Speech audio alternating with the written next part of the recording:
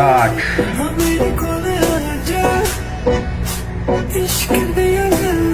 अस्सलाम वालेकुम मलګرو، نن به پکې چې دی هغه مولیان را منشن کې چې هغه کومو پسې مونځ نه کېږي.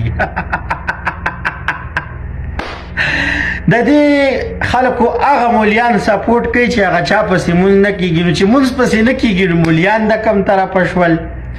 او مونږ که د جمعیت سره مینه کوو، د جمعیت علماء اسلام سره مینه کوو، د مولانا فضل الرحمن صاحب سره مینه کوو، نو د دې خلکو نه بقې نفرت بیا لازمي دی. دې وخت کې مونږ مولانا فضل الرحمن صاحب په ډېر غټ امتحان کې چولیو. هغه سره که مینه کوو نو وروره دا شی نه چې دی دا زمونږ نه پاتې دي.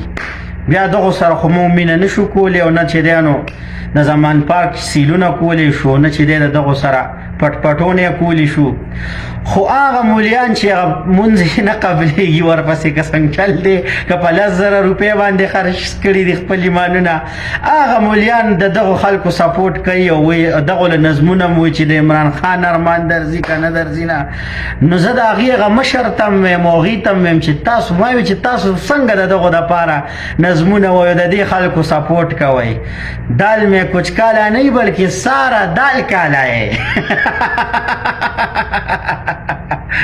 نو ملګرو جمعیتیانو، یوه خبره درته کوم چې ډېر خوش قسمته خلک یې چې داسې ښځو ته تاسو خپل نفس قابو کړی دی، خپل زړونه هم قابو کړي دي، او دغې خلکو پسې نه ځئ. الان کې د زرتاج ګل څه چې کوم شی ناست و دا خو په هغې زورور و، خو بس دا ده چې مونږ خپل زړونه کنټرول کړي دي او دغه اړخ له ترجیح نه ورکو، بلکې مونږ خپل مولانا فضل الرحمن دامت برکاتهم العالیه باندې مین یو. نو چې په هغه مین یو نو د دې کوچرو لوچرو خلکو نه به خامخا بیا نفرت کو، چې دغو نه نفرت کې نو بیا درته ښه پته ده چې وروره کنځلې به هم بیا برداشت کې. ولې چې د اسلام داسې په اسانه نه دی راغلی، لکه دغه نوم یې نه اخلم هغه اوس چې پسې مونځ نه کېږي، لکه هغه مولیان چې دی راځي وروره یو مریم نوازي لیدلې دا خو د خپلې پارټۍ لیډرشپ کوي، خو چې خبره کوي وایي دغه مولانا فضل الرحمن یادوي، په خپله پسې نه مونځ کېږي او د دې لغړو ښځو د دې پخاشو ښځو باندې خاموشه دي.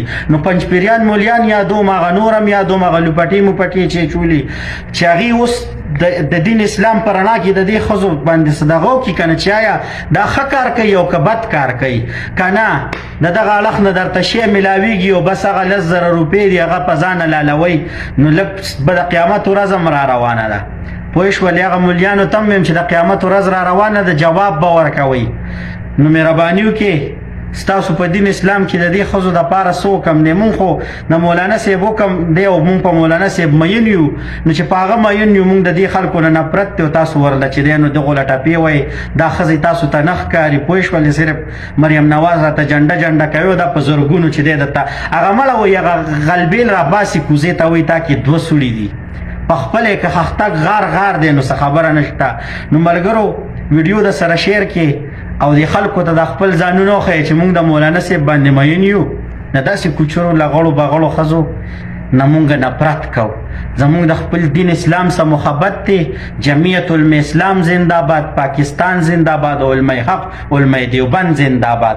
او دغه 10,000 روپو والا د داسې ښځو شوقیانو چې کوم خلک دی په دغو باندې پف